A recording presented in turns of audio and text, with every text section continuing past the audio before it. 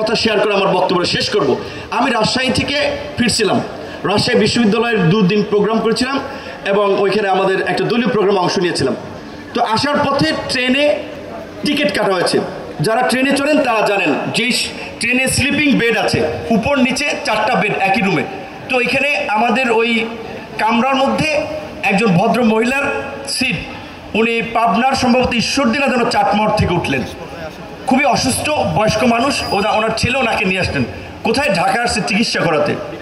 দেখেন, পাবনার কাছাকাছি রাজশাহী একটা বিভাগীয় শহর, রাজশাহী একটা মেডিকেল কলেজ আছে। এই মেডিকেল যদি পরিপূর্ণ চিকিৎসা সেবাটা নিশ্চিত করতে পারত, তাহলে ওই মানুষটাকে, বয়স্ক মানুষটাকে কষ্ট করে ঢাকায় আসতে হতো না। এবং ওনার সাথে ওনার 2টো ছেলে আসছে, ছেলের একজন ওয়াইফ আসছে। 3টা মানুষের যে খরচ, তারপরে জার্নির কষ্ট, ঢাকায় এসে কোনো আত্মীয় স্বজনের বাসা উঠবে কিংবা হোটেলে উঠবে, সেটার একটা খরচ এবং কষ্ট। তো দেখেন, সিম্পল একটা চিকিৎসার জন্য মানুষকে কত ধরনের ভোগান্তির শিকার হতে হচ্ছে।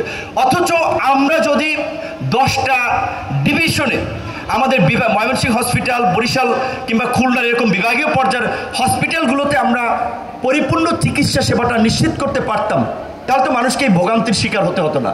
এবং আমাদের দেশের যে চিকিৎসা ব্যয় মেটাতে গিয়ে যে প্রতি বছর আপনাদের ফ্যামিলি আত্মীয় স্বজনরা দেখেন যেভাবে আর্থিক দৈন্যদশার মধ্যে পড়ে, এইটাতে পড়তে হতো না।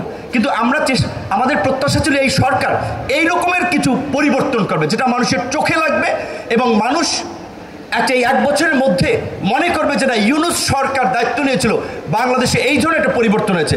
নিরাপদ সড়ক আন্দোলনে দেখেছিলেন আমাদের কিশোর ভাই বোনেরা এক সারি অ্যাম্বুলেন্সের জন্য, একটা লেন মানুষ হেঁটে যাওয়ার জন্য, একটা লেন রিক্সার জন্য। এবং ওই আন্দোলনেই প্রথম তারা প্ল্যাকার্ড তুলেছিল, রাষ্ট্র সংস্কার চলছে, এবং ক্ষমতাকে চ্যালেঞ্জ করেছিল, প্রশ্ন করেছিল। প্রধানমন্ত্রীর কার্যালয়ের গাড়িতে লিখে দিয়ে প্রশ্নবোধক চিহ্নতে মার্কার দিয়ে যে প্রধানমন্ত্রীর লাইসেন্স কোথায়।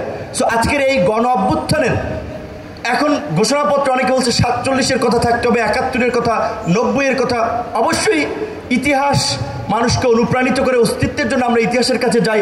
কিন্তু এই জুলাইয়ের প্রেক্ষাপট তৈরিতে সবচেয়ে কার্যকর বা সবচেয়ে গুরুত্বপূর্ণ ভূমিকা বা প্রেক্ষাপট ছিল 16 বছরের এই একদলীয় শাসনের, ফ্যাসিবাদী শাসনের নিষ্ঠুর নির্যাতন, নিপীড়ন, এবং তার মধ্যে দিয়ে অরাজনৈতিক তরুণদের 2টো আন্দোলন, নিরাপদ সড়ক এবং কোটা সংস্কার আন্দোলন। আজকে রাইসুল ভাই এখানে আছে বা যারা আছে, কিংবা ঢাকা বিশ্ববিদ্যালয়ে আজকে উপদেষ্টা পরিষদ থেকে বাকসাস কিংবা এনসিপির অনেককে যাদের দেখেন, তাদের মোস্ট অফ দেম লিডার এই আন্দোলন থেকে হচ্ছে তাদের উত্থান।